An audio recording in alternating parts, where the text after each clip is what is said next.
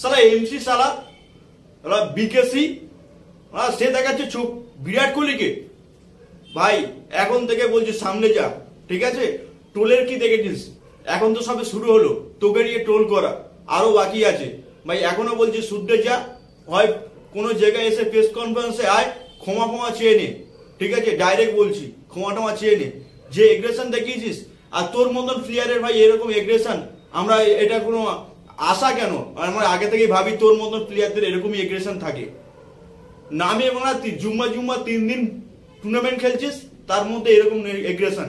হ্যাঁ, এগ্রেশন থাকা ভালো, ফাস্ট বোলারের মধ্যে এগ্রেশন থাকে না এমন ফাস্ট বোলার নেই, কিন্তু সেই এগ্রেশনটা অন্য যে ব্যাটিং, যে ব্যাট করছে, যে ক্রিকেটের লেজেন্ড, যে ক্রিকেটটাকে অলিম্পিকে যুক্ত করেছে, সেই লেজেন্ডকে তুই চোখ দেখাচ্ছিস।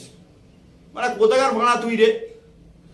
হয়তো কথাটা খারাপ লাগছে, ক্ষমা করে দিও যারা যারা আছে। তোমাদেরকে সার্টিফাই করে বলছি না, একমাত্র ওকেই বলছি, ঠিক আছে? এই ভেড়ার মতন কুকুর, আর যে সিংহ হেঁটে যাচ্ছে আর একটা কুত্তা পাশ দিয়ে সেটায়, সেরকম একটা বিষয়। সিংহ আউটে, মানে সিংহ ক্ষুধার্ত ছিল, খেয়ে মাঠের বাইরে যাচ্ছে, আর কুত্তা পিছন দিকতে চেয়ে যাচ্ছে, তুই কেন খেলি, এরকম একটা বিষয়। তা সিংহ যদি ঘুরিয়ে ওকে যদি একবার হালুম করে ঠেলে ওঠে, ও কোথায় যাবে? খুঁজে পাওয়া যাবে না ওকে।